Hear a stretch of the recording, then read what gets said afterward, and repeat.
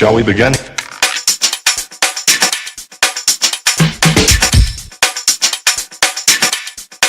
Let's begin now.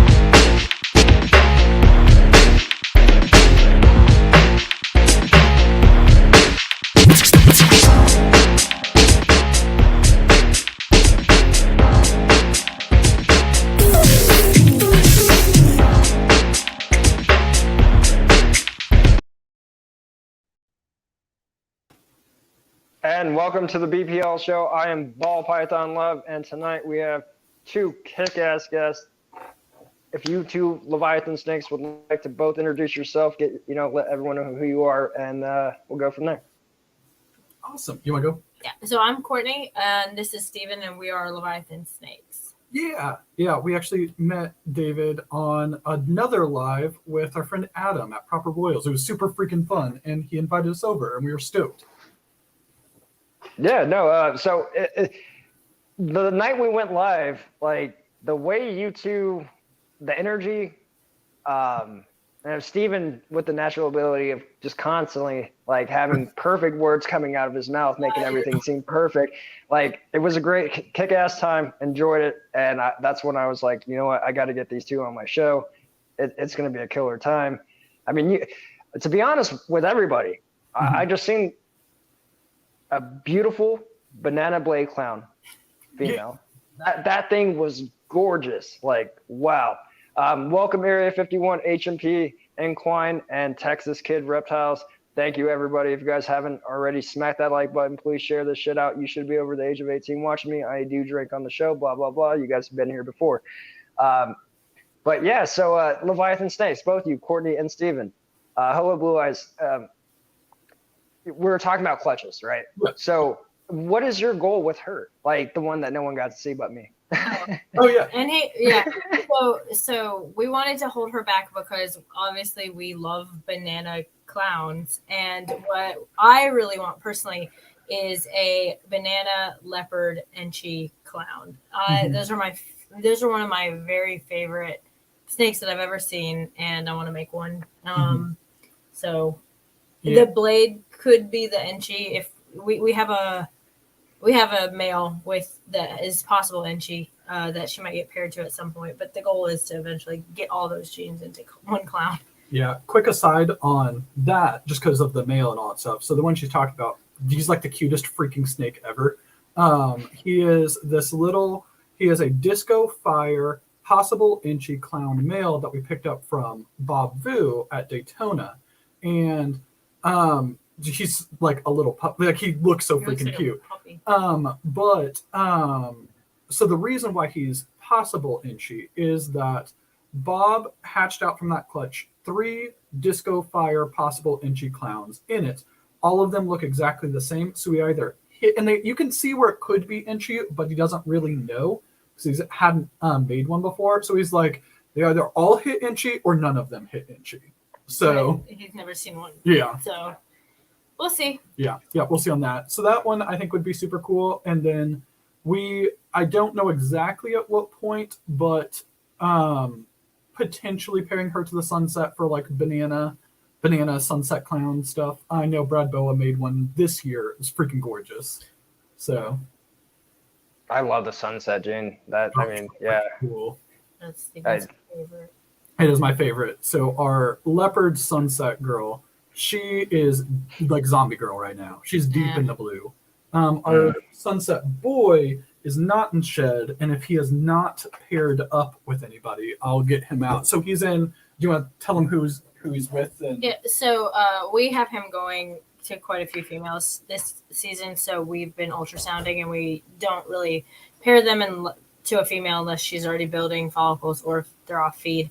But we're collaborating with our friend Troy this year, and we're hoping to get him introduced to, we have an ultramale female from him and a desert ghost chocolate enchi pastel female. So I think we are hoping to pair him to the desert ghost female tonight. We fed 3 days ago. So, but she's never paired before. He's had 3 locks so far with 2 with our clown female, 1 with our het sunset girl.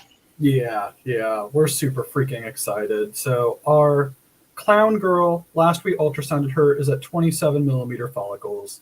So she's going to lay. I guess she could absorb now, but she's building really fast. She's doing really well. And then our het sunset girl's at 17 millimeter follicles or 16 millimeter. So we paired him to those two, and he's had successful locks with them. But he hasn't locked up yet with the Ultramel or the Desert Ghost Girl, and probably just they're not ready, and it'll be both of their first clutch. Nice. What's up, Anquine and Brad? Appreciate you guys joining. Smack that like button, share this shit out. It'd be awesome. I can only say I only have 2 visual pieds, a visual clown, and a visual caramel albino. Ooh. But a lot of people tell me he looks like an Ultramel. I'm like, I wish he was an Ultramel. Like, I would love that, but no, it's not an Ultramel. I wish it was. We don't have any other Ultramel, so the way we're splitting the clutch, we will hopefully get a couple sunset het Ultramel, but it won't have anything. We won't get any visuals out of that, and we don't have any visual Ultramels ourselves. We have a lot of recessives, but we focus mostly on clown and sunset with our recessives. Yeah. We also work like a little bit on Exanthic, where it's like we have Exanthics, just because when we first got in, Exanthic was one of them that like caught my eye, and I thought they were so freaking cool. And I really like them still. But then once we decided to get into sunset, I feel like that my energy focused towards sunset. Yeah. So like Steven focuses mostly on sunset, and I focus on everything else. So my big ones are like Freeway, Campfire, Toffino, Banana, honestly. So we have a lot of projects that we want to have available at some point, but the big one is the sunset, and I think the Freeway. Those are the ones. Those are our big investments. Yeah, like we've put probably just about the same amount of money between the Freeway project and the sunset. And that's project. my fault. It's because I found some Freeway stuff I really wanted. Is there? So, have you guys like thought about getting more? You said you had the Ultramels. I mean, Monsoon. Anything else you want to work into the recessives? I mean, so yes. What's up? I was just gonna say. I mean, maybe not a visual Monsoon. Yeah. But hats are great. So we have a friend. His name's Weston. I actually don't remember his last name. But Triangle. Ghost. Oh yeah. With Triangle Reptiles. He's up in North Carolina. So he actually recently at Tinley, he picked up a visual special monsoon male. He was like awesome snake, beautiful freaking snake. He isn't super active on social media, but he does have an Instagram. So, but awesome guy. And we've talked about, he wants to get the sunset project, but he spent a bunch of money on the monsoon male. Monsoon's awesome. So we've talked about doing like potential trades in the future for like a pair of hets for visual or something like that. Yeah, I only had the one female though. That's up to, like I said, the pastel clown or het clown, 100%. She's the only one I have up to size. Everyone else is either in that juvenile to a sub-adult state, and I'm in this waiting game. I mean, I could go get another female, but I right now I'm more focusing on my rat breeding than I am focusing on the snake breeding right now. Yeah. The reason why is I'd rather have plenty of food than not enough food. We're at the not enough food stage right now because we downsized, we built a little shop that we're moving all the animals out to. So we decided to downsize dramatically when we moved the rodents from upstairs to downstairs, just to like combat any smell in the house. And then, we had to move them downstairs because it was a very narrow room they were in, and I was pregnant, and it was hot up there. So now that we're moving them out there, we're starting to build up our colonies again. But I'm excited to get back to where we are self-sufficient in rodents and never have to worry about it. But yeah, so I completely get you focusing on the rodents. Like it's Yeah. just smart, making sure that you have the supply chain complete. Oh yeah, we downsized, and I was like, this is manageable, but I wasn't considering that we also bought 10 new breeders. Yeah. Or, well, not breeders, but Yeah. we bought 10 new snakes in that time. So And had hatchlings. and had hatchlings. So yeah, we may have been fine when we still had 30 snakes, but when we had 50, Yeah. it was we downsized a little too much. So we're starting to build them back up. We do mice and ASFs, and we recently just started getting some curly haired mice, which are really cool. Oh yeah. Yeah. I love showing those off. Hell So yeah. for you, what projects, whether it's that you're already in or that you really want to get in, what are you like most interested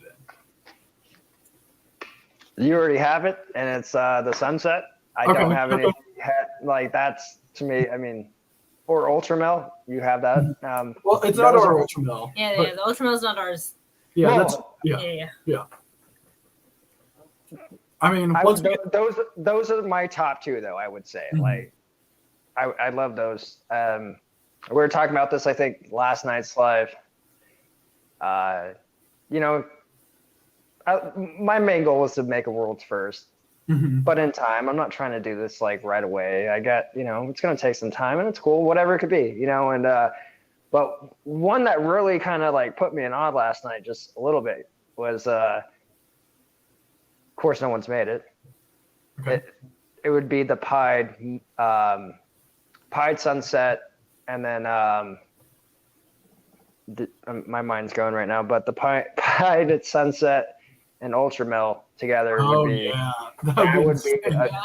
My triple recessive. That'd be so freaking cool. Like, because captive bred exotics or reptiles, I don't remember exactly what it is. They did the leopard sunset pied, which looks super orange and super cool. And then I don't remember their name because they're like German or European at least. They did the first sunset ultra, and it's like the orangest snake I've ever seen in my entire life. I can't even imagine what the sunset ultramel pied would be like. Yeah, that would be pretty though. But you think it'd be one of the ones like because of so close a color, like you might actually have to breed that one out because I look at it like the cinnamon gene. You can mix cinnamon in something, and if you make it into a pied, cinnamon likes to cover a lot. Like, I'm not saying that the sunset's going to be more powerful than the ultramel or vice versa. It's just, I don't know. I've never seen one visually, so. You've never seen a sunset ultramel? Sunset ultramel pied? Oh, not ultramel pied, just sunset ultramel. Yes. Okay, all right. I think, But with the pied in the mix, just everything. Oh yeah. Nobody like that'd be so freaking sick. you're gonna nerd him out. He's Yeah. like, that'd be crazy. No, I'm gonna make one. no, there's no freaking way. You don't have an Ultramel pied sitting in the back that you didn't tell me about. I mean, So we've been talking about purchasing an animal, and a million times we've been like, we don't need it. We're supposed to do this. And I think Steven kind of decided he was going to buy the snake. And well, I thought he decided he was going to buy it. And I said something along the lines of, and you're going to buy that snake in a couple months. He goes, oh, I already bought that. I thought you knew that. I was like, I didn't know that. so that wasn't like I went behind her No, back he didn't go behind my back. I just misunderstood. I was like, oh, This yeah. is Lola, by the way. Yeah. She likes to vibrate the atoms of your soul when she howls. Like, she is the loudest dog. She's a good dog, but she's so loud. So how many ball pythons do you both have in the moment? 45 breeders. 46 if we count the one that we haven't got in yet. Yeah. Like, So we have 46 and not all of those breed yet. Some of those are still growing up. Some of those are holdbacks from this season.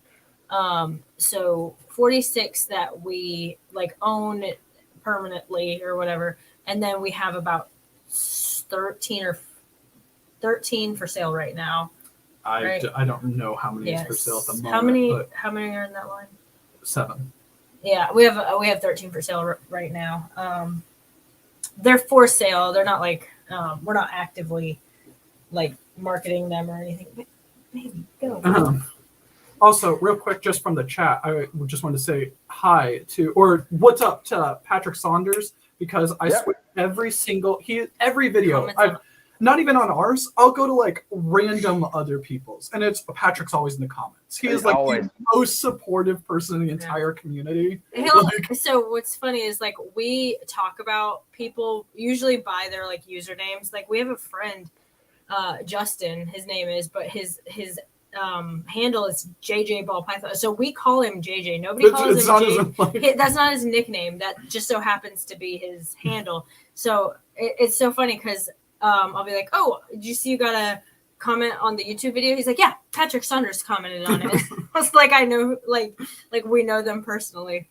No, it's super cool. It's one thing that I really, really like, especially about YouTube, but also Instagram. Just there's been like a less than 5 times I feel like people have been negative towards us. But it's been really, really positive. I feel like that everybody, at least that we've come in contact with, has just been super supportive. I don't know if it's the same like for you on how. As for Patrick, he's in a lot of my comments. Here's the shocking part. So I believe I told you guys last time, I do live streams, and other than that on my channel, I do live feedings. I still haven't gotten hate, nothing. I talk a lot of shit. Like I'm not to sound messed up, but everyone that watching right now has caught at least a couple of my feeding videos, and every time the snake gets the rat, I always say, "Got that shit." Like that's just me. That's like I don't know. But I've never gotten hate. Every time a snake takes, especially if they take frozen thought, he'll be like, "Fuck yeah." Every single time. Good job. And it's been like years, and he still does that every single time, which is a great hype man. But I'm excited for him. So when we very first, and I think a lot of people go through this, very first snake that we got, we didn't 100% know what how to feed frozen thawed. And he also came to us in the blue, and I didn't know to recognize that yet because it was our first snake. So I didn't realize his colors were old and he was shedding, and he probably didn't want to take. So our first experience with it was probably when and he wasn't like a hatchling. He might have been like 200, 300 grams. 220 grams, yeah. But it probably went about 3 to 4 weeks-ish before he actually took. And it was like the most exciting thing ever. I know. So it's like watched him eat it. He was in a glass terrarium. Yeah, that experience I feel like kind of like made it where it's like, yes, they finally did it. And ever since we got the racks, they eat amazingly, but it's still exciting. Yeah, no, it's cool. I think that's one thing that I really like about the whole ball python hobby is there's so many little things that make you excited and give you that kind of positive feedback, like a snake eating well, and you're just stoked for it. Locking, a clutch being laid. I think that's it could just even be handling, dude. There's so many different things. I told you this. My wife, you asked me earlier. My wife, it took her a while to get into the ball python thing, but now her favorites in the snake it's in the bedroom with us. You know what I'm saying? He's the only one that gets to sleep in the bedroom with us, I guess you would say. I think sleep in the bed with us. I was like, oh. Now I'm over here laughing and it's shaking the desk, so our whole screen is shaking. And Lola's not helping. Let me move her. But yeah, I feel like that there's so many positive, exciting moments for the ball python hobby that it just makes it super, super stoked. And I see in the comments, Ball Python Love Jr. Is that your son? Yes, my oldest. Oh, okay, awesome. Our first one, his name's Amos, and we still have him. He is a banana calico hidden gene Woma male. He was the best pet, and I wasn't a super big animal person growing up. It's not that I disliked animals, but I just never really felt connected to them. And Courtney wanted to get a snake because she had turtles, dogs. She actually wanted to breed dogs. No, not really. Okay. But she's at one point, but it wasn't real. Courtney's liked animals for pretty much her whole life. So she wanted to get a ball python, and she got a ball python. It was the best pet, best freaking pet, and that's kind of like what hooked me on it, was her getting our first snake. They're so easy, especially like as a pet owner. One snake is so easy to take care of. Mhm. Feed them Oh, yeah. once a week, clean out their enclosure once a week, make sure their humidity is good. If you go on vacation, you don't even, Make sure they have water. Like, exactly. Yeah, you get a big enough, especially if you just have one. I mean, you can give that one ball python a really badass setup, like, and Like a Bavaria. You- you can feed it once the food's in its stomach and it's ate before. 7 days vacation, let's go. We got 7 days. Like, come back, everything's back normal. It's feeding time. Like, yeah, I completely agree. Like, So even with like sorry, go ahead. no, I was just gonna say, because you both breed the ASFs and mice, I breed rats. I can't do that with them. Like, oh yeah, Yeah. So if we go out of town, we have to. I have family close by, and my sisters are great, and they are all for. Like one of my sisters, so whenever we get a really cool mouse, she takes that as a pet. So she's got pet mice, and so one of them will house it. They'll watch the dogs, the chickens, the snakes, and the rodents. So it's a whole job to house it for us because we've got a zoo. yeah. No, I mean, I like it. I like all of the animals. I think that they're awesome. The snakes are definitely my favorite, though. Like, definitely my favorite. I think the rodents are not Oh, bad. I thought you were gonna say your second favorite. I was like, Oh you're no, nice to my no! dogs. I was gonna say the rodents are not bad, but I do view them as like work. Yeah. Where the snakes, I don't feel like they're work. correct. Like, I agree with that point. Like, the rats, like anyone that love your rats, like, I love my rats for feeding purposes. But like, they live good. Like, they get sometimes 2 treats a week. They'll get something nice. They'll get There's some what. blueberries in there every once in a while. Yeah, So Sunflower seeds. yeah, and there's. Oh, what's up? I was just gonna say, there's way more cleaning with my rats than there are my snakes. Yep. So Yep. it's a lot more work. I Yeah. agree with you on that. So how many colonies of rats do you have? Right now, 5. Okay. The rats are nice Uh, because they grow so fast. Now, this always confused me because, once again, I'm not really into the rat breeding, even though I'm doing it. Like, Mhm. you mean like a colony, like per tub? Yeah, like so rackets? Yeah, so like okay, so we I do have- three females, 1 male. We consider that a colony. Yeah. Okay. Cool. Yeah, because I have the one racket's full, and that's 3 females in each one, 1 male, and then the second one has the one, and then I'm growing out a bunch in the 6th bin, but most of those will become feeders. But Mhm. So we when we started with rats, and then we got when we knew we were gonna have hatchlings soon, we decided to do some mice, and we got rats from like random local breeders, and then we got the mice from a professor up at USC who used them as lab animals, and she was a geneticist, so she really liked the different colors, and so we got really cool mice from her, and then we got our ASFs from a local breeder, and then so we were primarily rats, but the rats need the biggest enclosure. They were chewing out of it occasionally, and they are They the got hardest too to big. yeah.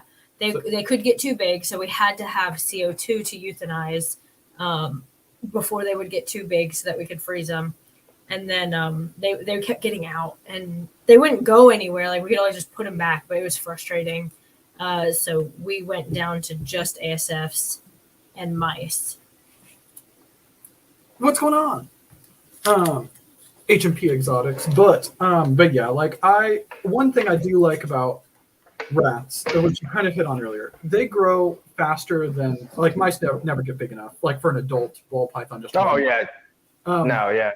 ASFs do, but they take way longer to get up there, like way longer. Yeah, and Steven likes feeding like one appropriately sized meal, like well, I was gonna say Steven's definition of an appropriately sized meal is different than mine. Like, he likes larger, not like power feeding, but like he wants the larger meals than I would choose for an animal usually. but yeah, so I like getting them up to a bigger size because I feel like it's like, all right, they get one meal a week. If they get a meal and it's smaller than what they could have taken, that's the only meal they get for the week, kind of thing. Like, Correct. So- I agree. I mean, you'd rather see your female ball python eat one medium rat or large rat, depending on her, than what, 6 mice? Like, Oh no, yeah. which we don't have any that I would say are like a straight mouser, though we have one thing I do really like about ASFs. There's never been a situation that we've had where somebody was a mouser and didn't take ASFs for us. Silver. Oh, he won't take ASF. Oh yeah. Why do you you're think right, we you're right. keep feeding Yeah. mice? So we got this really, really good deal on a breeder-sized clown female. She's actually the one that walked with Aries and everything. So she went up on Morph Market, and I like scroll through Morph Market like at social media, just like looking at the new snakes and what people are putting out, seeing like what prices are, like all of this kind of stuff. And I see, as I'm just browsing through during the middle of the day, a breeder-sized clown female comes up for like $800, $900. I don't remember exactly what it was.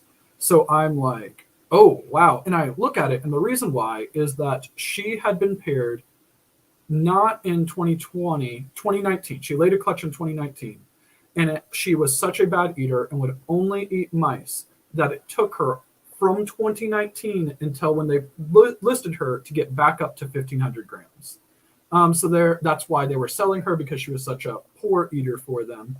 And they were putting her at a reduced price. So when was that? September. September-ish. She's now 2,200 grams. Yeah, we got her. She has been pounding ASFs. Like, she just eats them like nothing. Not the last time. no, if I could have ASFs, I would. I can't have them. So, but because of nutrition value and all that, yeah, oh yeah, I'd love to have ASFs. Like, I know they take, like you said, they do take longer to grow up, and mice, they never hit that size you want anyway. They never will.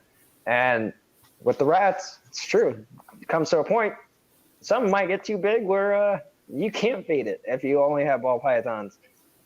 Maybe you could to a really big female, but real quick, just because it's in the chat and all that stuff, I just wanted to shout out Blake Thompson in here, BT Exotics. We were talking about him earlier. Yeah. So I don't know if anybody else is interested in the Sunset project, but he just had his first Sunset clutch hatch out. It was 4-egg clutch, Sunset to a banana inchy female. Every single one of the eggs, or every single one of the babies were banana. So they're all banana Yeah. head Sunset. And so Yeah. those males are female makers, which is really cool. Yeah, definitely check him out.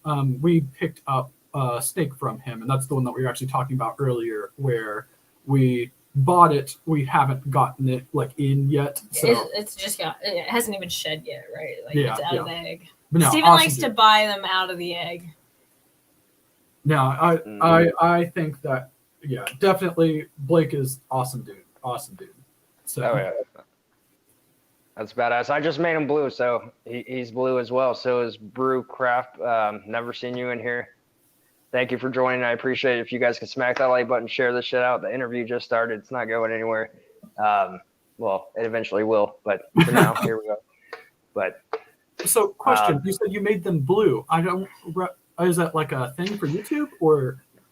so basically, with people that know each other that can vouch for each other, like you just vouched for him. Normally, I wouldn't make people blue right away unless they've been in my live streams a few times and I've seen what they said. You know, because once you make them blue, they become a moderator of your channel. I mean, they can't take your video. They can't delete your videos or anything, but they can if you're not blue and you're new and you say like, and you, I don't know, the moderators could kick you, ban you, and I don't want to see that happen to anyone. So if he's a cool guy, like I trust you, and I just made him blue. He's awesome dude. Awesome dude. Yeah. Yeah, we like him a lot. But yeah, we're gonna hopefully at some point head up to Virginia and see him and our other friend Sean from Lever Genetics up there. Super cool. How is the ball python scene out in Nevada? Are there a lot of Horrible. horrible? I don't know. Reno, we're kind of in a really bad spot. Like, next closest city is Sacramento, and that's still like 3.5 hours away going west. South is Vegas, but that's almost an 8-hour drive. Salt Lake City is about 12-hour drive. nothing really north. So we're kind of in this like middle of the desert type spot by Lake Tahoe where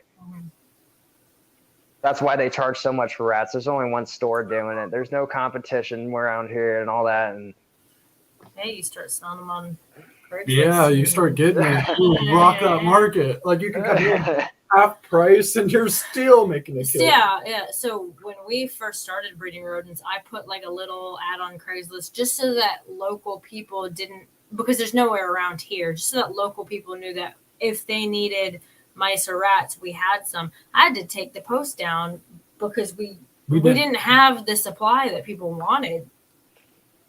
Like even recently, somebody texted me the other day. They said, "Hey, I heard from a friend that you guys had mice pinkies," and I was like, "Yeah, how many do you need?" And they're like, "About 8 a week." And I was like, "Whoa, I got 2 for you if you need them." You gotta give me a little time to grow our breeders back up. Yeah, we have like one wire shelf that has like the reptile basics enclosures for the rodents. But yeah, like we don't have that much. Not right now. We at one point we did. At one point we had enough to just freeze, and that's kept us going. Now that we don't have enough to stay self-sufficient, but right now we don't have 8 extra mice a week when we're feeding 13 hatchlings, which take frozen thawed, so that's nice. So Nice. off-topic question for you, David.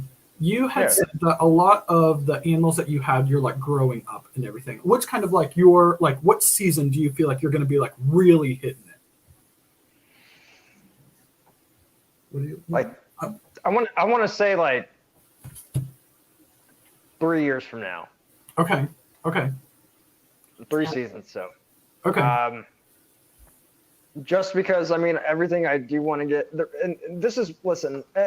I'm just being honest. I'm not really in a rush to start the breeding. And to be honest, I'd rather buy my stuff as hatchlings, so I know their temperament growing up. Because I still have 2 assholes in my collection. They like to, but it's all good. Remember, I told you I only have 1 rule, so I don't know if that should apply for Courtney, but that applies for me. And if you would apply for you, you know the 1 rule, right? I'm sorry, Steven, you know the 1 rule, right? I know you told it to me, but I'm like trying to remember it over here. I know you just told it to me. The only rule I have on my channel, the only rule, if you're gonna get bit, please get bit on camera. Okay. I was like, did I break a rule? What did I do? No. I was like, my alarm was going off. I was turning it off. It was no phones. No phones. Yeah. Well, we usually go to bed kind of early, so my thing was my bedtime popped up. Oh, that's wrong. But we don't really get bit very often. No, I don't feel like we can. I got tagged by Chai like a couple weeks ago because it was like feeding night, and I was like, "Oh, you've got something like, oh, let me clean." I was gonna clean his enclosure before I gave him the rat, and so I've got the rat in one hand. I stick my other hand in there, and it was stupid. It was absolutely stupid of me, but yeah, no. We had 1 clutch that it was a butter Mojave male to a firefly calico female, and I swear to you, every single one of those baby snakes were rude as hell. No. Like at first, one of them stayed rude. Yeah, one of them stayed rude, but the other one's just so bitey, and I don't know if it's like, I don't know. I feel like every single banana we've ever had has been like a puppy. So, but we just moved a couple of our out of the quarantine into a rack, and we have one of our banana males. We just put him in a rack like a couple of days ago, and he was always a good eater, but now it's gotten to like every time you open his every time you open his enclosure, he strikes. Like he's looking for food. He expects you to put food in, to the point where yesterday my sister brought a friend over, and he wanted to see some snakes, and he'd never seen one before, and this was his first time touching him. And he's like, "Do they ever bite?" And I was like, "Well, step back, let me show you." And I opened his, and he strikes out because it's like clockwork with him. I mean, I'm not sticking my hand in there, but so we got him from Josh and Jackie over at the ball python shed, And one of the things that they said is like he eats awesome. Like if Yeah. you wanted to, he could breed like. Yeah, they're like, quick. we wouldn't be Like- surprised if he was up to size this year. And I So was like, "Ugh." we get him and we have him in like our quarantine rack, which is like it's not an ARS rack. Our other ones are ARS. So the quarantine rack is like wired shelf with heat tape on it, and then it's like transparent like plastic tubs on it. So we have him in there, so it's not like the opaque sides. And he ate well, but we're just like, yeah, I mean, he eats fine, but I don't like see how he's going to get up to size like as fast as they were saying it. But then we put him in the ARS, and oh yeah, like Yeah. I bet you if we wouldn't do this, we could feed him every 2 days, and I bet he'd still eat. we had one male. We actually thought it was a female when we first got him. Oh, But yeah. we called him our trash can because every time we had an extra rodent that somebody wouldn't take, I'd be like, oh, just feed Queenie. And to the point where I noticed she got fat. Like she got she got chunky. Overweight. So we stopped doing that. But Yeah. And then Queenie ended up being king, which was really disappointing because she was our, at the time, only female banana that we had. that bummed me So- out pretty bad. But we managed to get an even prettier banana female. Yes, I was gonna say that clown blade. Right? Oh, Clown. that one, but there's another one. Can I show you our banana enchi female? Because she is the Yeah, prettiest you, banana if enchi. you want to pull out any snake, go for it. Like I'm not gonna be like, oh no, not reptiles. But yeah, like, so I feel when we first got into snakes, like we were like, not just like getting pets, but we were like, all right, we want to breed. I feel like we bought a lot of just snakes that we saw that caught our eyes that were pretty without a whole lot of like strategy behind it, except for that's a pretty snake. I want that one. And because we were specifically buying things that we thought looked pretty, I feel like that we ended up getting really, really good examples of morphs because we weren't really thinking about it. We were just focused on that's a pretty snake. Like, so. So she's actually, I think, gonna shed soon, but she still has the brightest. That we're getting washed out from overexposure. How do I? Just turn it off, I would say. Oh, okay. That's even worse.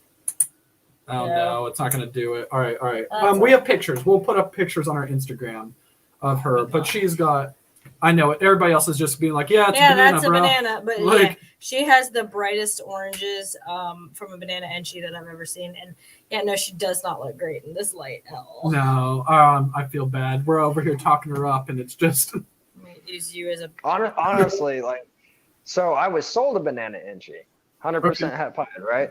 And as soon as I got it, I was like, maybe. And then the more and more he grew, no. Oh no. He is not a banana enchi at all. Oh dear. Oh, no. He is the one that likes to bite me. So if I get bit, it will be on camera. at least it's on camera. This is BMO. But he's a caramel albino. That's what I was gonna say, okay. yeah, I was gonna say, like- that's not a banana. Nope.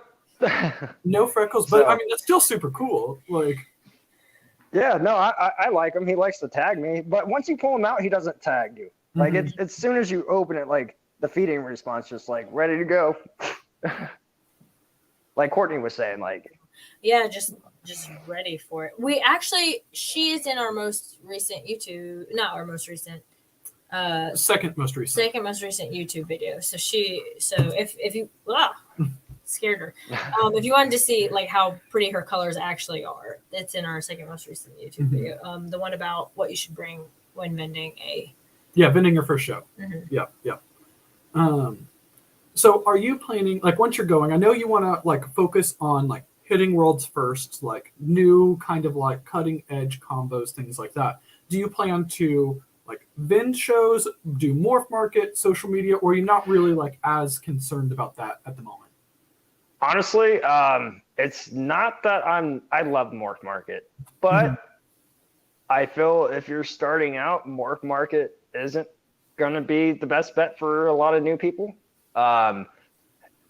Just because you're trying to get your name out there and you're going against like Belka, you're going against Cusco or like anybody like Brian from Mutation or Billy. Billy, sorry, Brian. Billy, sorry, and I mean Miguel from AEP. Like, there's so many big breeders out there. Like, I feel like your best bet, if you really wanted to do this, this is just my personal opinion. Do something locally and see how much. If that's for me, I'm not worried about making money off selling my snakes. I just want to hit some badass shit. Mm-hmm. Yeah, no, I get that. What was really cool for us, and so we did our first show in September, and we got a lot of our clutches. It was September, right? Yeah. September. So we got a lot of our clutches in August, so they were still very young. But we were posting a lot of pictures of them on our Instagram, and we had a pretty decent Instagram following that we'd built up for a year before we really started producing any animals. And we kept getting people asking about, oh, is that one for sale? Is that one for sale? Is that one for sale? Can I have a list of your available animals? And it got kind of tiresome to text pictures to all these people. So we went ahead and put them all on Morph Market. But it just so happened that was a Mystic Potion clutch, a Blue-Eyed Lucy clutch, and a Banana Clown clutch. So we put them on Morph Market, and we sold 7 in like 24 hours. 40, yeah. Oh, all seven within 48 hours. And then we were like, oh, we need to take these down. Yeah. Or we won't have anything to bring to the show. Yeah. So we got really lucky because we had really unique animals. Yeah, and like everybody loves bells. Everybody loves Mystic Potions. Everybody loves clowns. And like they were really, really good clutches for Morph Market. I think we hit an early Mystic Potion clutch this year where I have since seen a lot of Mystic Potions that I don't think looked as good. So it's a pastel Mystic Potion, and there's not a lot of things that I think pastel really looks better in, but it does influence. But it looks better in the Mystic Potions because it really lightens it, and a lot of people want that purple and yellow instead of the because they almost look dirty without the. I think it's like so not dark. That's not the right word on Mystic Potions, but it's like a deeper kind of color. Yeah, and it looks more gray than purple. So with the pastel, they looked more purple. So I think it caught a lot of people's attention when there weren't any others available. And we posted them, and Steven knows how to take good pictures. So HMP, yes, we were at Daytona, and it was so much freaking fun. It was our first big show that we went to. It was a blast. We were there as customers, by the way. We didn't. Yeah. It was so much freaking fun. We are going where I'm going because Courtney, to Tinley in March. So if anybody else is going to Tinley in March, let us know. I'll be sitting that one out. Is there anything though you want, either you two, that you don't have, not including ball python, something random? So you got a pixie frog. We had 2 boas. We have 2 boas. Yeah, we have 2 boas. We had some Pac-Man frogs, but once we had them, I realized that I actually didn't enjoy just feeding them. And they don't do much. Yeah, so we don't have the Pac-Man frogs anymore. We do have 2 boas. I think we kind of are really, really focused on the ball. Really, the ball pythons, because even the boas that we have, while they get adequate care and everything, we don't hold them like we do for the. Honestly, the ball pythons are fine. They're little puppy dogs. Boa's got a pretty big boa, and he's not that he's never been aggressive. But if he wanted to, he could hurt. Like, he's big. Oh yeah, that bite would. I mean, it'd be different. Yeah. One thing I do think is kind of cool, which I think a lot of people do this. So we have 2 Dinker projects, which a lot of people talk about Dinker projects. No, we didn't. Oh, you're right. Anyway. So we have 2 Dinker projects. A lot of people have Dinker projects. Our 2 Dinker projects are African imports that we picked up from Outback, and I personally think that they're super freaking cool. Like, hold on, I'll go grab my favorite one of them. Yeah. Okay. Hell yeah. Yeah. Oh, would you want to grab one of the normals so that we could compare? I mean, do you mind if we both leave for a second? No, you're good. Yeah, you're both good. So for everyone watching right now, I did drop their link down in the description. I subscribed today on both my accounts. Go over there and subscribe to them. Give them some love. They're almost at 800, I believe. It's 799, 798, something like that. If you guys can go over there and subscribe, I'm going to drop their link again in the chat. That would be really fucking awesome. that is the link to Leviathan Snakes. Go show Steven and Courtney some love. Go subscribe. That'd be really awesome. And if you could smack that thumbs up button for me on here right now and share this shit out, get some more viewers and let them see these. He has an import he's about to show. This is badass. It's not every time I can see an import. Okay. So this is just a regular normal female, just kind of for comparison. All right. And then this is an import male that we got from Outback. So again, the color is kind of weird on like the white balance, but he is like peachy colored on his side. Yeah, and there's a lot of pictures on our Instagram if you're ever interested in looking at that. But just in comparison, you can see definitely the difference in the pattern, the difference in the color. Does he have a belly? Yeah, not so much in the belly. Well, a little bit. But yeah, like I think that he's super cool looking. And again, we don't know if they're genetic at all, so we got to breed them to find out. And I'm gonna go grab the other import girl. So what's kind of cool about the African imports to me is that both of the ones that we have, their skin is rougher, and I'm wondering if the like captive bred that have like for a long time been captive bred just have softer, like smoother scales because they don't have as rough of an environment, or they don't need the same level of protection as a wild snake. And so he was captive hatched. So they found his gravid mother in the wild, took her eggs, hatched him, incubated, hatched him. So he was born into captivity, but his mother was wild caught. And so, they do have more. Yeah. Curiosity, how much does a dinker go for? Like, I mean, I've never imported a snake, so it's an interesting story on it. So we originally saw him, this one, on their website, and he was listed as a female for, I think it was like $500 ish. And I was like, that's super freaking cool. Like, I kind of want to like take the gamble on it. Courtney was like, get it. It looks cool. But when they go to ship her to us, Ian from Outback calls us being like, hey, we just resexed it. We are so sorry, but the female you bought is actually a male. Let us know what you want to do. If you want a refund, you can do that. If you want us to like send him to you anyway, I'm down to do that. If you want to take the price that you paid for him, apply it to somebody else, we can do that. I will make it right. So we ended up taking the money we paid for him and applied it to her. So hold on, I'm going to kind of... So again, normal.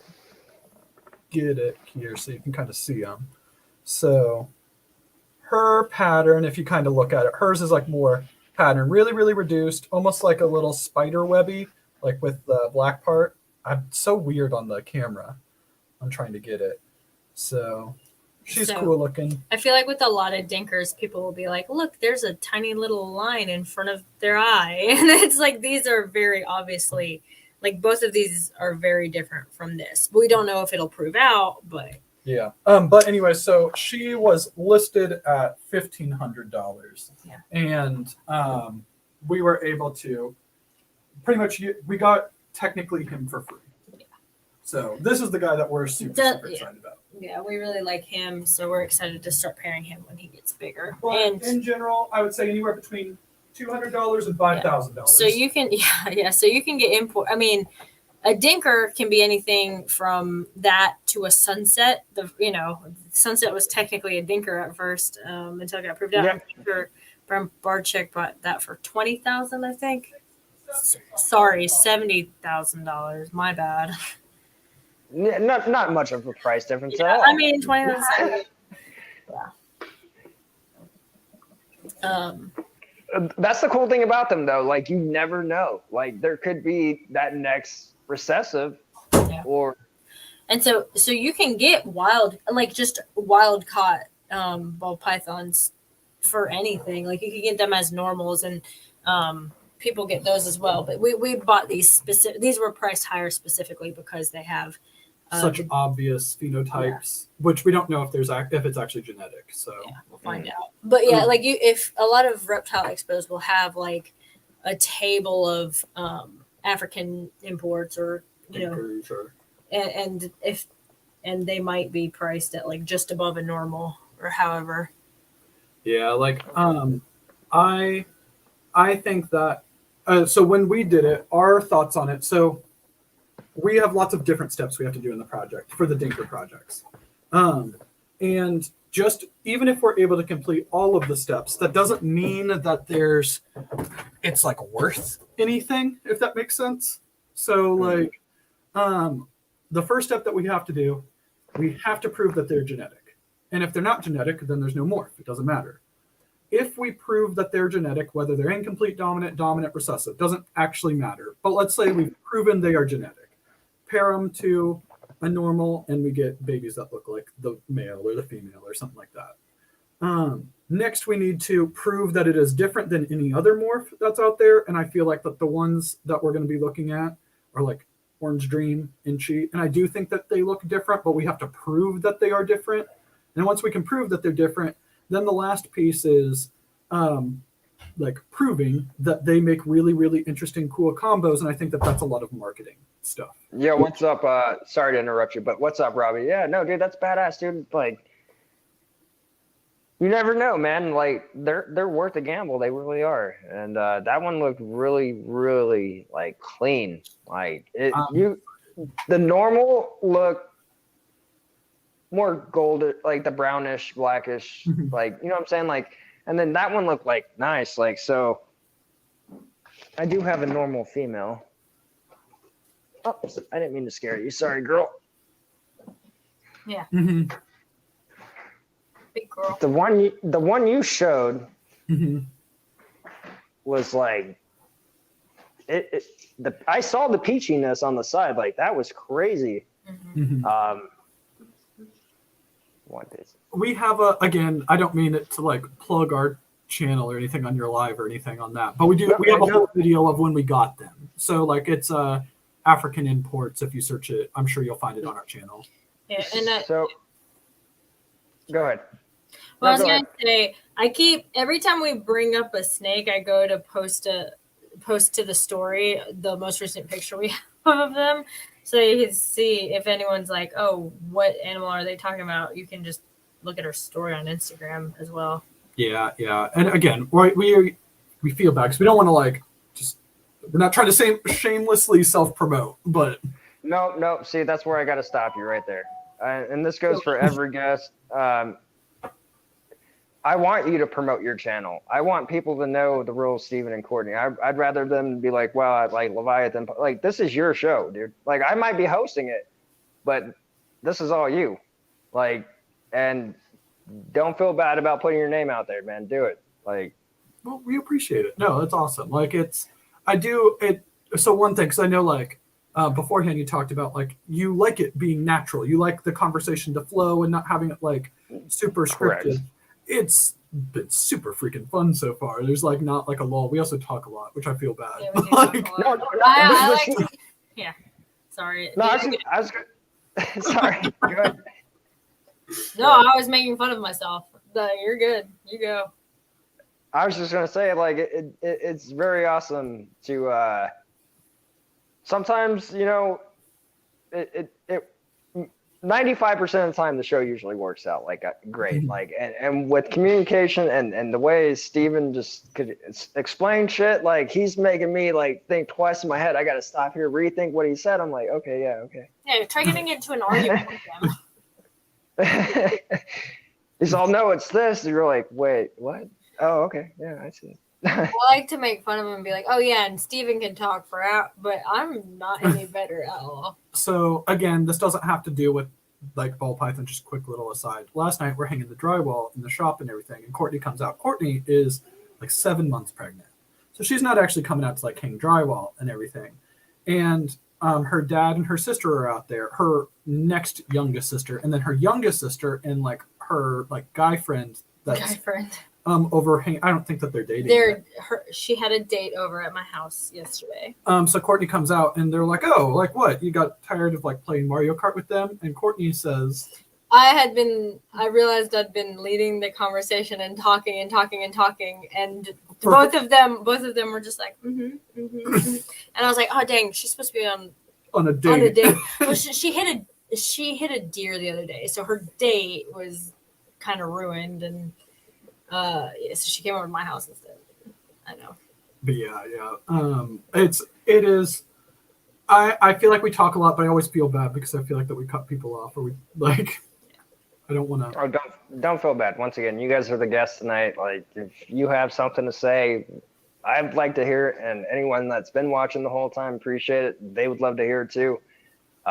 It's all about spreading love and positivity. About I know we laughed about this. I'm pretty sure on Adam's channel when we went live together.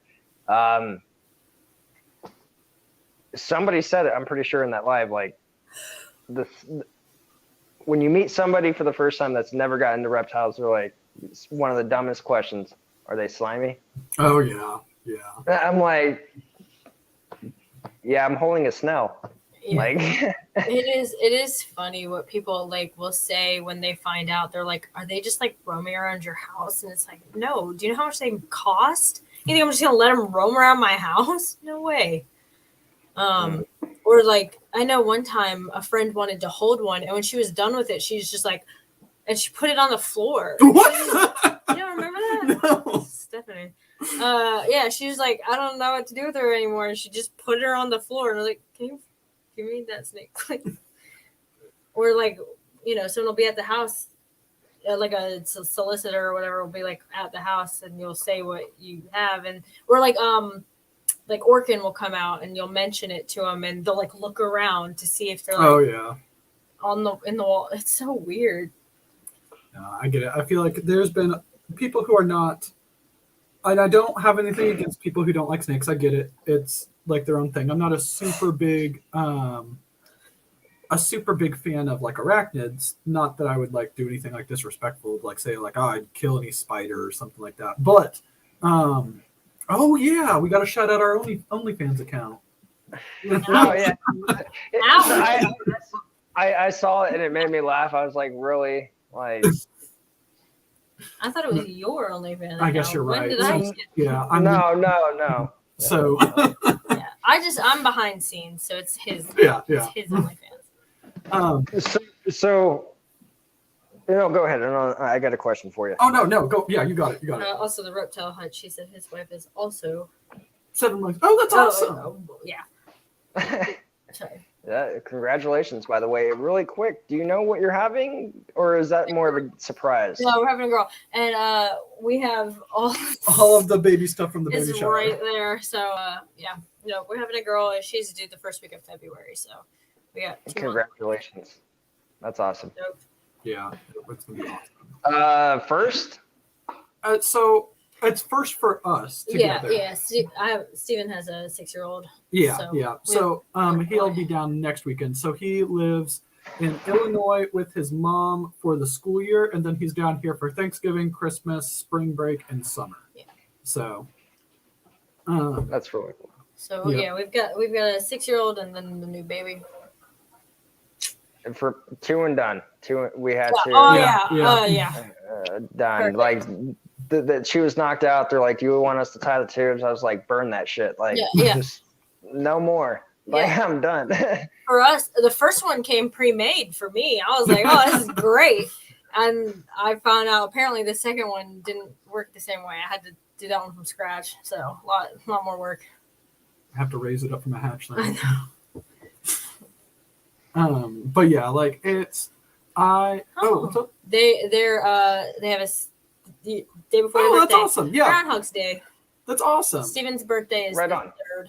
So I'm hoping for February. February 2nd, 2/2/22. That's perfect. Oh, that is really cool. I was actually hoping for February 2nd just because of the cool date.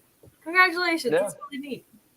Oh, I see Blue Eyes in the sky says that I'm getting distracted by the chat, but they're sisters from Illinois. So I don't, if you guys want to throw it in there, what part? I'm from Chandlerville, little teeny tiny town about 45 minutes west of Springfield. And I hate Illinois. Illinois is a garbage state, but I've never been there, so It's just gray.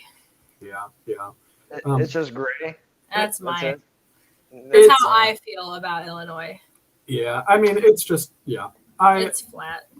It's not super fun, but so we live and we have like all like because you talk about like being in Reno. We're on the East Coast. We're in South Carolina, specifically Aiken, South Carolina, which is about 20. Oh, so Oh, go what's ahead. up? I got a. Are Horses. you a Gamecocks fan? We don't really follow sports a whole lot. I Yeah. just had to ask. I just had to Yeah, ask. yeah. They're Gamecocks and Clemson are the two big ones. I was here. born in North Carolina, so don't come for me, but I'm a Blue Devils fan. And like when I came down to South Carolina, like North Carolina is all about, NC State, UNC, Blue Devils, even ECU. Like it's huge up there. It is nothing compared to down here. It is insane the way people act. When my parents bought their house, it was decorated so Clemson that their house was painted dark purple and dark orange. Like they had rooms in their house painted Clemson colors with Clemson curtains. They didn't even go. I think my mom was like, "Oh, wow, you guys must have all graduated from Clemson." They're like, "No, we're just big fans." They didn't even go to the school. It's insane down here. Sorry. That's crazy. No, that's crazy. I love college football, so yeah. Oh, football. Never mind. I'm a basketball. I follow basketball. Oh, basketball. Blue Eyes is in South Carolina now. And whenever you cool. say Blue Eyes, I'm always thinking of Blue Eyes White Dragon, but 'cause I'm a I nerd. think- But Oh. Really? So you're a Yu-Gi-Oh fan? well, I was when I was like junior high. 6-year-old little boy. in Yeah, that- and so it has nostalgia to me. And then Wyatt, our son, he has gotten into Yu-Gi-Oh, so that makes me excited by it. But yeah, like What part of South Carolina are you in, Blue Eyes? Just out of curiosity. But no, being in Aiken, we are 2 hours from the beach, 2 hours from the mountains. We're 2 hours from Atlanta. We're in such a perfect spot that when we go other places like Illinois and there's no beach, no mountains, no terrain change, I get bored. and then like tying it back to Not like Chicago. ball pythons and reptiles. Honestly, our area is like really, really good for ball pythons and reptiles. It's a really, really good, strong local community. So we have And good humidity. Yeah, like we have a lot of people that like Balls and Strikes. They're about an hour away from us. Troy, he's really, really good guy. He's the one that we're doing the collab project with, the Desert Ghost female, the Ultramel female, and our Sunset male. We have the Nake Breeders that are also in Aiken. And it's not like we knew each other beforehand. We all met because of the ball python hobby. Mm-hmm. The Nake Breeders are in Aiken. So Surreal Serpents, they were in Aiken. Now they're in Augusta. There's several. Bob Vu is like 2 hours away. Justin Kobolka is like 3 hours away. It's really popular down here. Yeah, like you go to even the local shows have really, really cool stuff. Specifically, Show Me Snakes. We love Show Me Snake shows. Like, no, I really, really like it. We got lucky on the I area. think, yeah, sorry, go ahead. No, I was just gonna say because you were bringing up the shows and all that, and you asked me earlier how it is over here for the reptiles and all that. Like, there hasn't been a show in Rio since like 2004. Yeah. And Reno's so far from everything. It's not even like you can say, "Oh, I'll just pop over to the next." I don't think I've ever been to Reno. So Oh, why would not? You haven't been to the West Coast. I other think I've than been there Washington, once, yeah. okay, yeah. I've never been to the East Coast. Well, I can't say that because I was born in Germany, and then, but Oh, then I lived in You were born in Yeah. Germany. What part? Wiesbaden. Okay, so my family's from Pruim, and like my mom grew up there, and it's really funny because they live on the West Coast now, and so I'm first generation on the East Coast.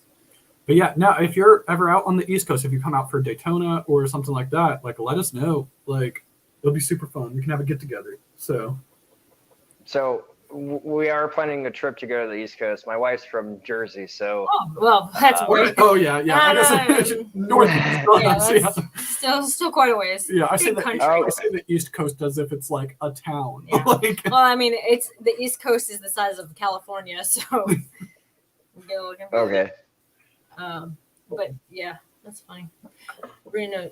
So I think everyone assumes Reno and Vegas are like right next to each other because they're like the two in Yeah. audit that everyone knows. And I think Reno 911 kind of did a lot. The like comedy show did a lot for that too. So I remember growing up thinking that it was like Las Vegas, then Reno right next to each other. And I was shocked when I found out that like there's a whole state. Yeah, it's like a 7.5, 8 hour drive. Like it's crazy. But I mean, I could fly and be there in like 45 minutes. One thing that I think is kind of good for like ball pythons in America. America's such a big country, and we don't have to deal with like any import export stuff between states. That we have such a big market here that makes it really, really nice. But like people in like UK, the entire land mass of UK is smaller than Illinois. So it's like their entire country is smaller than a state here. And I know, like in Canada, there are some counties, there's some regions in Canada where you can't own more than 2 reptiles without a license. But yeah, I am very, very happy that the ball python, the strength of the ball python hobby, or I guess the ball python is very strong in America, and that we get to benefit from that. So, yeah, I'd be so pissed. I to be honest, I've never looked into something like that, just because I mean I never planned on living or moving to Canada. So, but you know how mad I would be if that was like a local law. You could only have 2. I'd be like, you motherfuckers. I don't know. I don't remember where it was, but somebody was talking to us about it. Somebody who had like reached out to us on social media. And I was like, oh, you should, it sounds like you really want a red-tailed boa. You should get one. She said, I already have 2 ball pythons in I don't know what city it was, but that city you had to have and I think it's kind of like the African softwares. There are some places where you can't. Yeah, I know somebody. I don't remember exactly who it was. I want to say it was Brian on Samson's Snakeatorium, one of his lives or a video or something. They had somebody on that was talking about like New York City, like the boroughs and all that stuff around there. And I don't know exactly which ones it is, but it's like some of them restrict whatever, either how many reptiles you can have or pets. I don't know exactly what it is. I mean, we shipped to New York not long ago, so. I'm just curious also because you're bringing a band. So like is, the whole Florida shit, everything, everything seems touchy. The dude lost the Cobra last year. Some dude, another guy in the South did it too. Like, how are the laws there? Are they super strict? Like I don't take the ball pythons, of course, because it's ball pythons, but like, what about like hots and all that, like, or retics or berms or versus? So you're not supposed to have, was it Eastern hog noses? You can have Western though. One of whatever. I never remember which one's which, but one of the hog noses you're not supposed to have. Tegus just got banned. Columbia, South Carolina, their show that they have is actually one of the only ones in the area where you can vend hot. You can vend venomous, and you can in South Carolina. But in Georgia, you have to have like an exhibitor's license to sell. In South Carolina, you don't even need like exhibit. You gotta pay taxes. Yeah, you gotta pay for your table. That's about it. There's not a lot of laws. They did something about tegus got banned recently, but we don't know enough about. We don't know enough about tegus to really understand it. And Georgia, I think, I don't know if they have as many, because we're right on the border of South Carolina and Georgia, so we interact with a lot of people from Georgia, and I know you cannot own ASFs in Georgia. Mm-hmm. So even though we're right on the border, we're on the right side of the border for raising the ASFs. Yeah, because we can't, they're protected underneath the Lacey Act, so we can't transport them, but not just us, anybody can't transport ASFs between state lines. So it's like, and Georgia, they're illegal anyway. Like if you get caught with them, like, I don't know if you get fined or what. Well, if you get caught with them, nobody's gonna. Yeah, I don't know exactly. Like if the game warden shows up at your house, going to jail, straight to prison. Like, it's the end of the line for you. Honestly, like this is how I look at it, and everybody that's in like that whole like you can't have this, you can't have that. Like I kind of touched on it last night. Like I can't have ASFs. That is the dumbest law. That is the dumbest law. One of the dumbest laws that will ever survive in Reno. Yeah. Like if they got out. I mean, they're not invasive. Sorry, I just meant as an invasive species. Just like Right. ball pythons couldn't survive South Carolina winter, you know. I doubt they'll survive here in the winter when it snows. Like, Exactly. So they're like not invasive.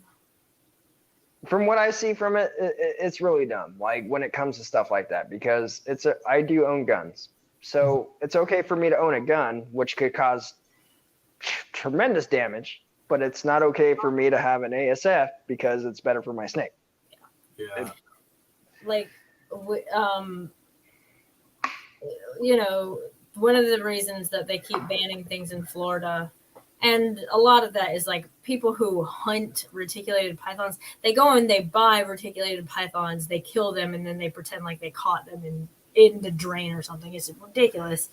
But like, you go one state up from Florida, and these animals can't survive a winter because I don't even know if they could survive like northern part of Florida. Like, I know that's what I mean. Like Georgia, South Carolina, you can say that a retic is invasive.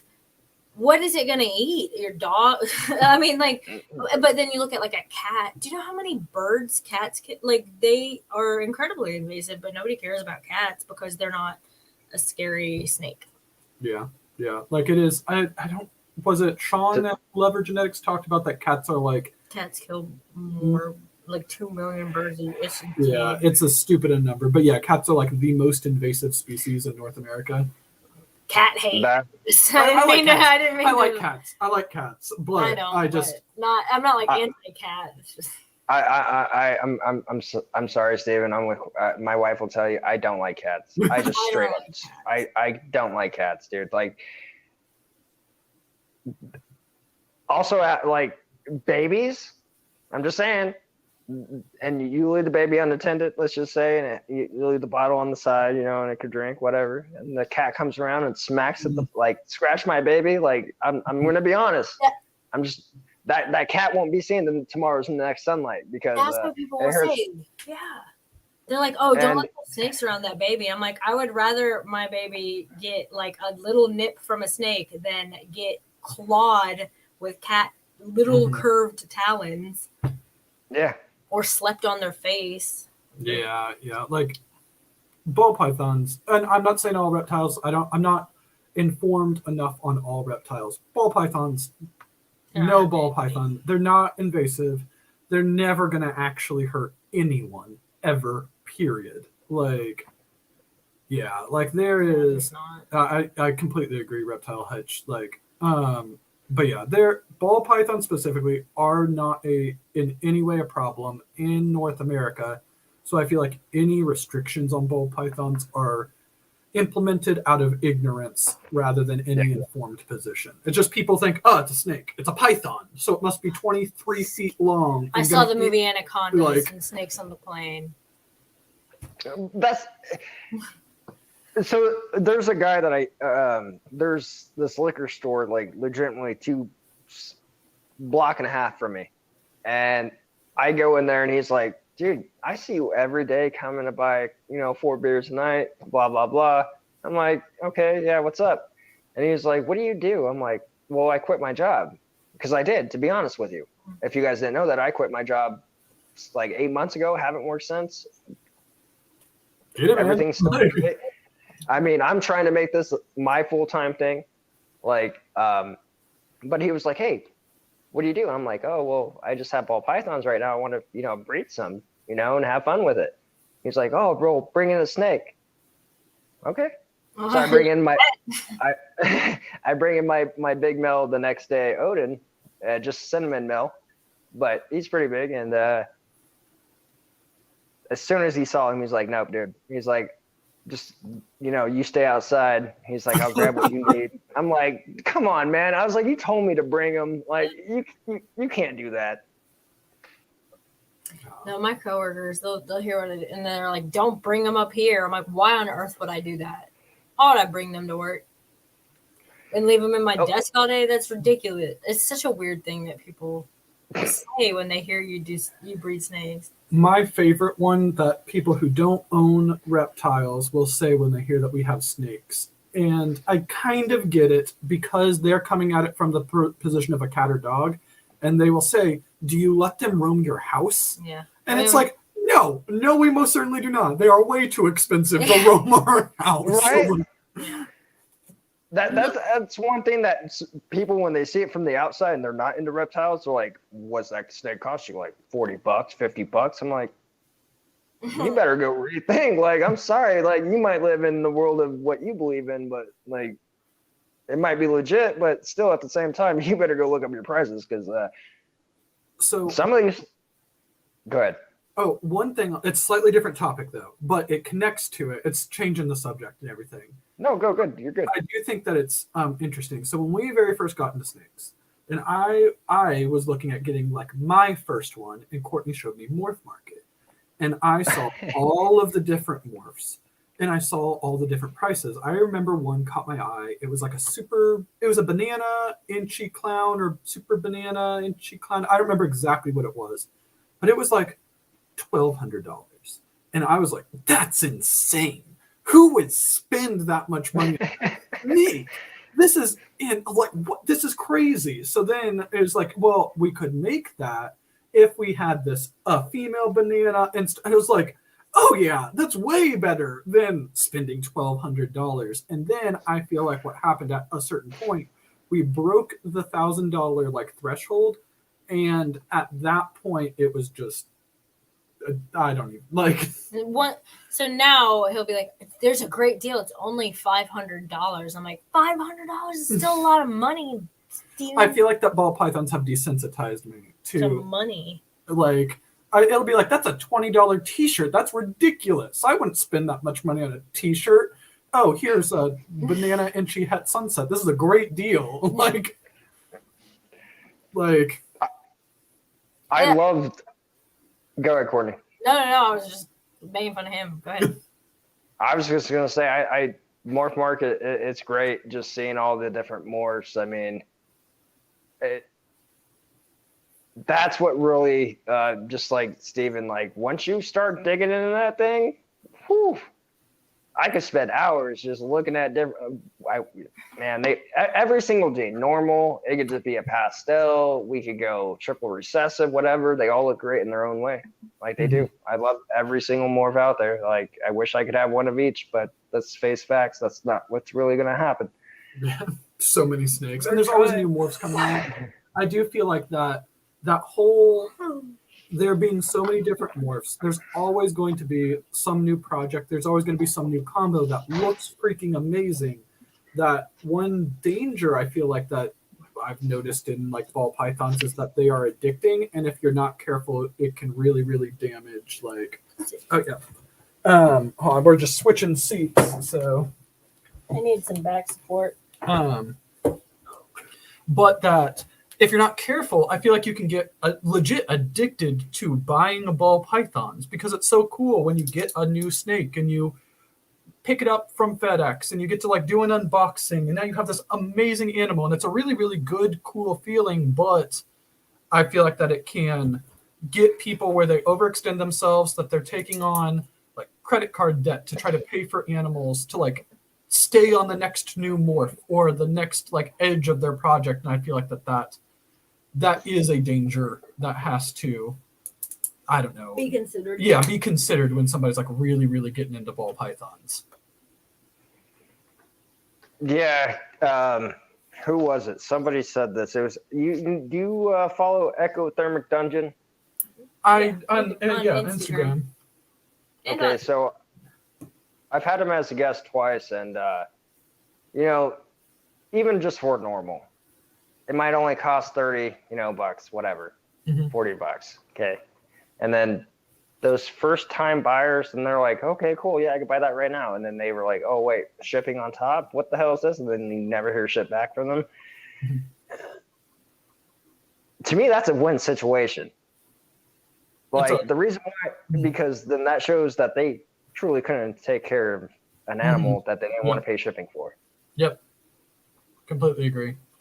Yeah, we recently somebody asked to put a deposit down on an animal, and we usually do 25% down, and they were going to be a local pickup. So I was like, yeah, no problem. We'll just do 25% down, and then whenever you are ready to pick them up, we'll just do the rest of it then. Even though normally we wouldn't, it was only like a $200 snake, so we wouldn't normally do like a payment plan on that.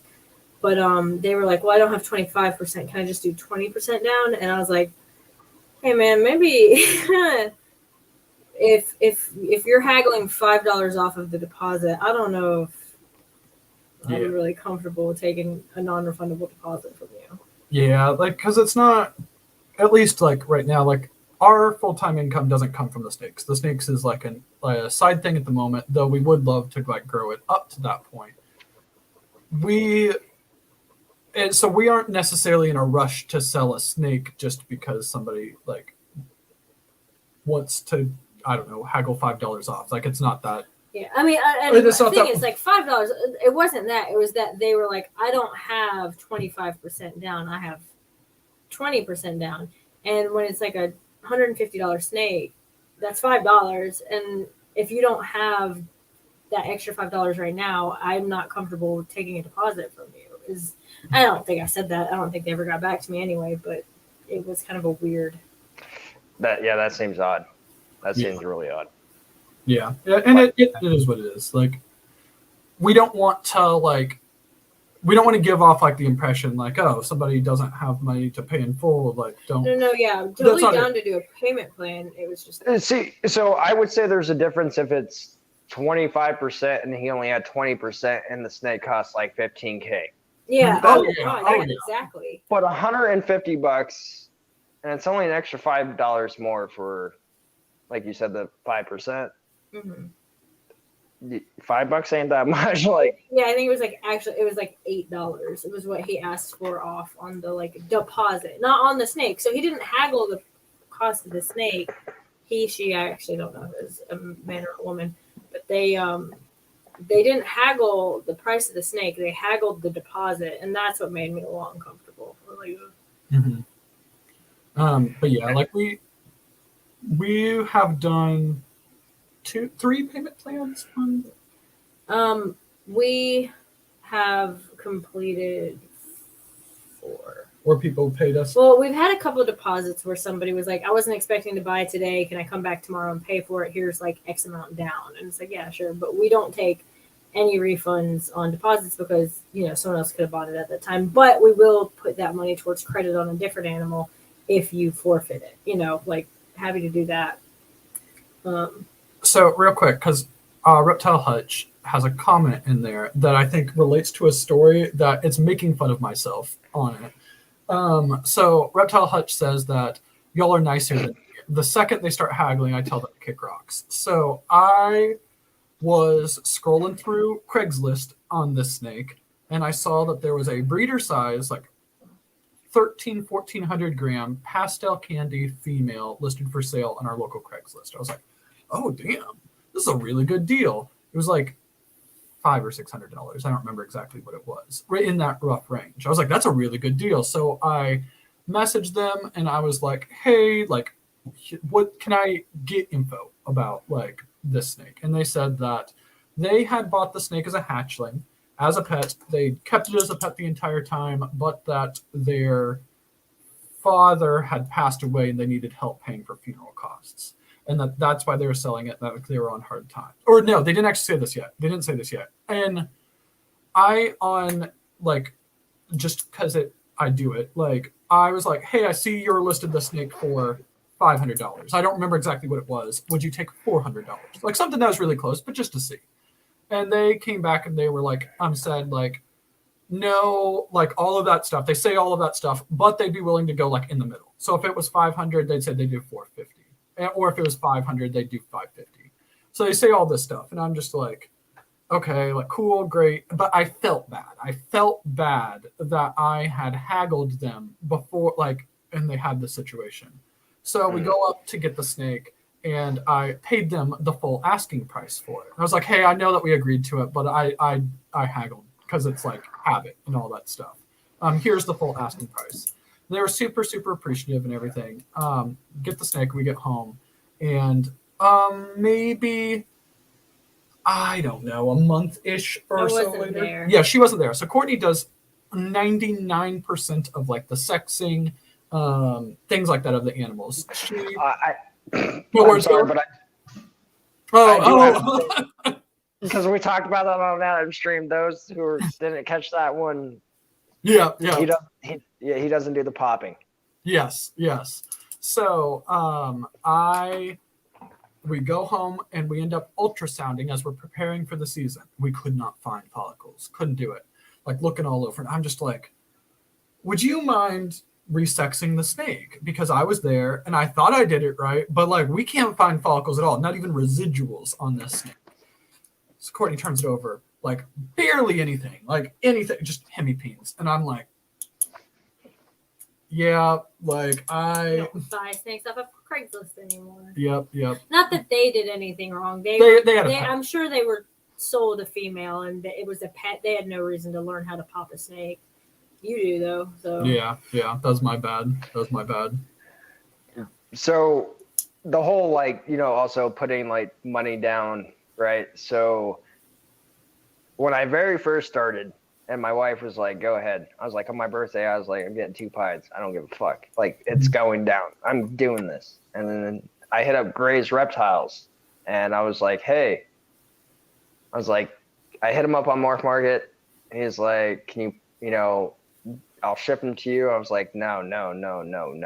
I was like, "Give me your number." He's like, hesitated at first, and then he did.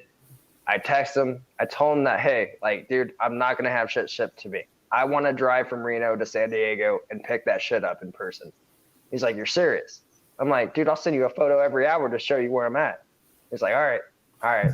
So I drove all the way down there. He gave me a free pastel double hat out of it. I was like, "Dude, seriously?" And he's like, "I've never met anyone to drive like 14 hours to come get a snake." I was like, "Well, you're welcome." I don't trust the shipping thing. Like it bothers I've shipped out 1 snake so far, and that whole fucking night I was panicking. Like it was like having a kid all over again. I didn't know what to do. No, Courtney handles all of the shipping. Again, I help Courtney do the the shipping.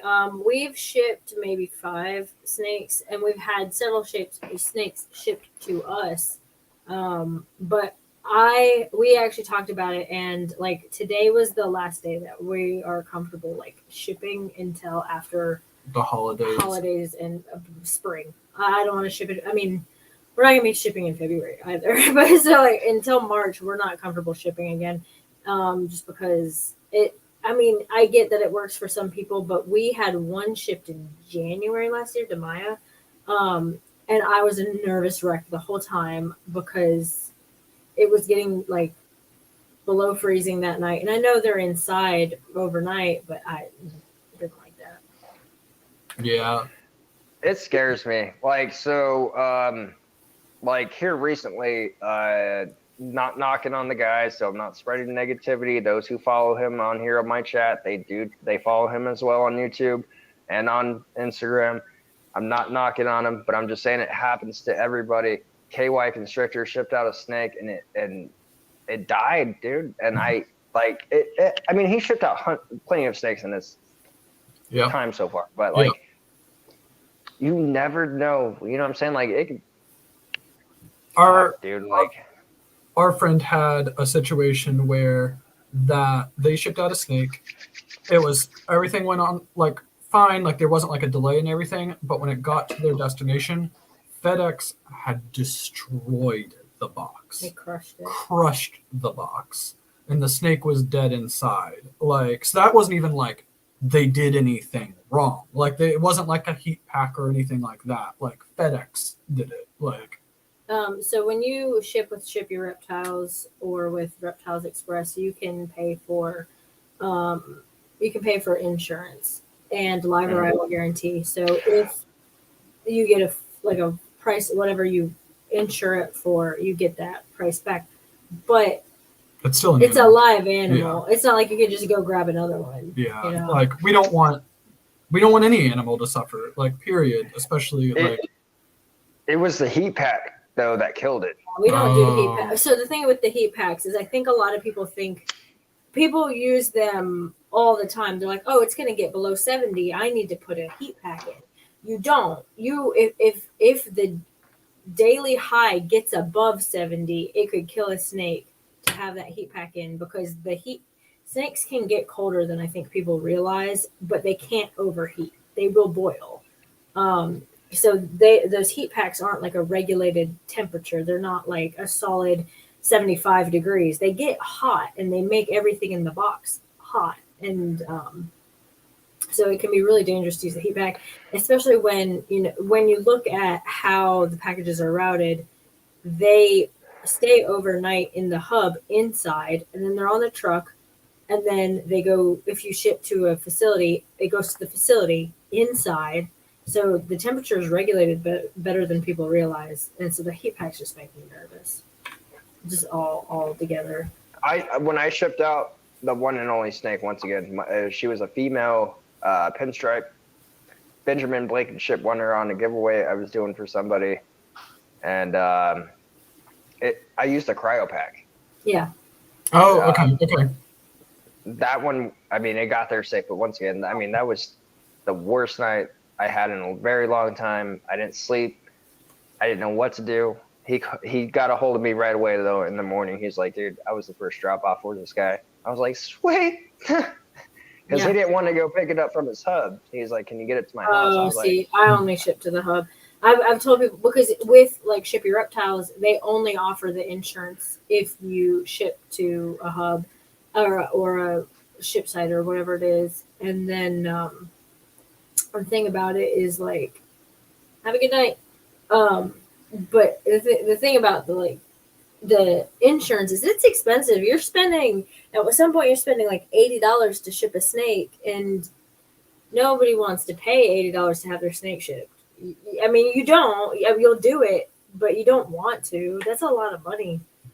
And then it feels wasted on the insurance if you don't. Yeah, I feel like it scales with like how valuable the animal is, because if you're doing $80 to ship the snake and it's a $300 snake, well, you wouldn't ship an $80. So the $80 would have been for insurance. So like a $1,200 snake, you're going to insure it for $1,200, so that's going to add $20 onto shipping. I see. And that's when it gets expensive, is when you're shipping expensive snakes. And a lot of people will be like, hey, if you spend over $1,000, we'll ship it for free, but you're taking like almost $100 loss on that. Mm-hmm. Which, yeah. No, go ahead. Oh, no. I was just saying, it's like, I feel like when I buy a snake that's like $1,000, I think there's been one snake that I did over $1,000, and they were like, okay, and shipping's this. And I was like, all right, I guess, like, that's fine. But it's like every other snake I've ever bought over $1,000. Like, no, we got you. Like, yeah, here's a $7,000 snake plus $50 of shipping. It's like kind of like, oh, okay. Damn. Real quick. Oh, go ahead. I was just going to say it cost me from here, and I believe to South Carolina, if not North Carolina, it cost me $90 about to send her out with insurance, because I did put insurance on her. Yeah, you want the insurance, especially when you're new to shipping and when you're new to ball python. So like, we shipped a female maker banana clown male. I was not gonna accidentally, like, I wasn't going to under-insure that animal because we can't afford to. Yeah. Yeah. So one thing, going off of like investments, like snakes, like that are pricey and all that stuff. Somebody that two people, I guess, technically, we really, really like. I don't know what other people's opinions on them are, but they have done amazing for us. And that is Brock Wagner and Brad Boa. So we've gotten all of our sunset stuff from them, and they have been amazing customer service, and they have done a lot to like take care of us specifically. I highly, highly recommend them for anybody who's interested in any snake, especially sunset stuff. Brad Boa and Brock Wagner are freaking awesome. When we got the leopard sunset girl,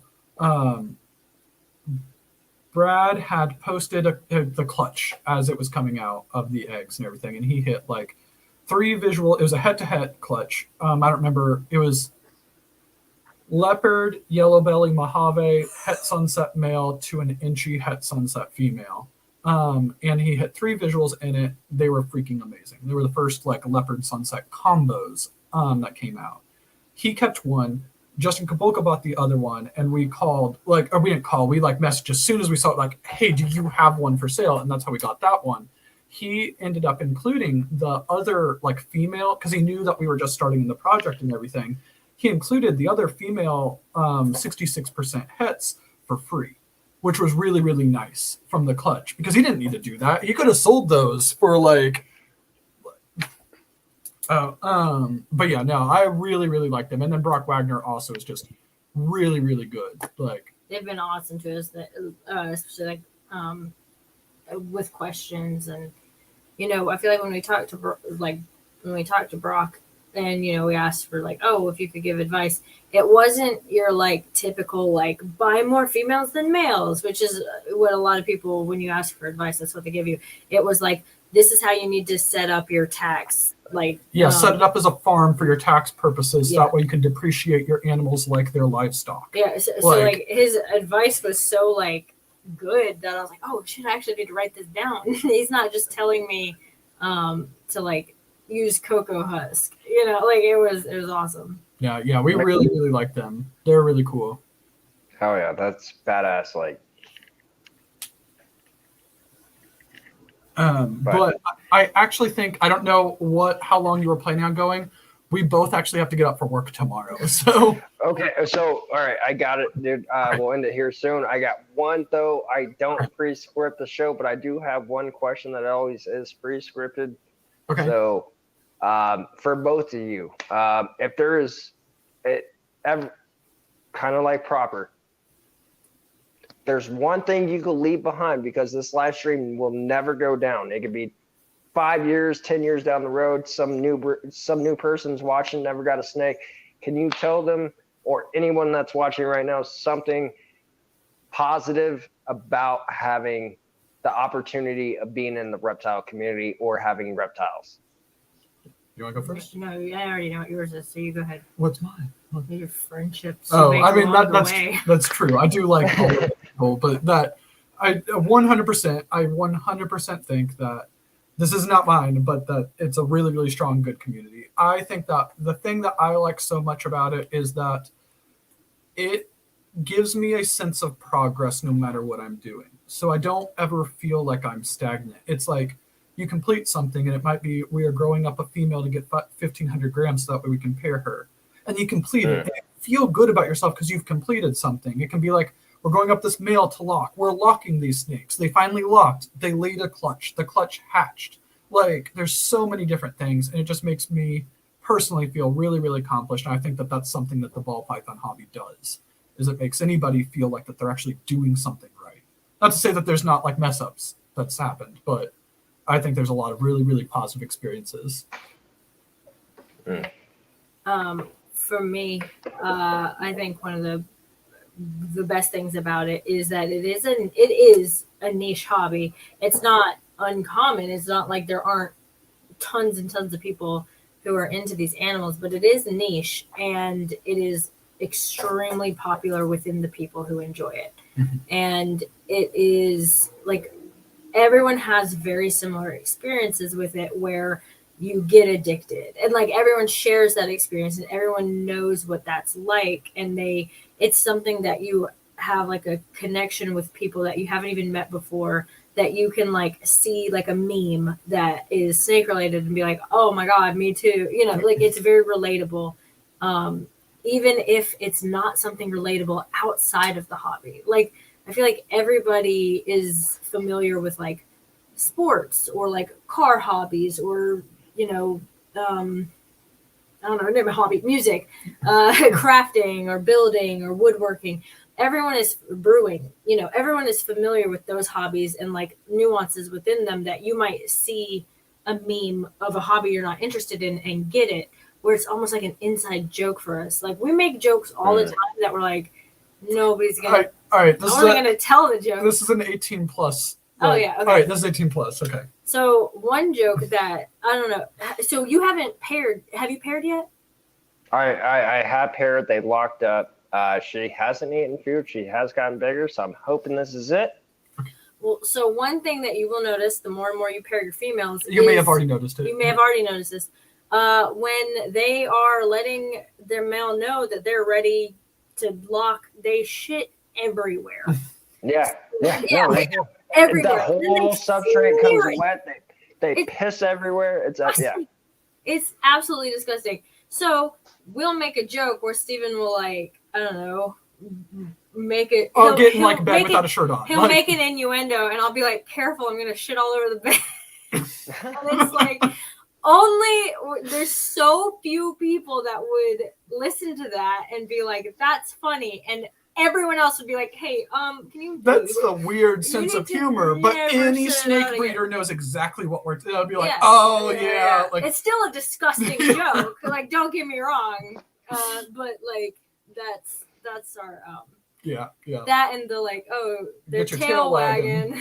that's our innuendo that we use. It's super hot. That is fucking funny shit right there.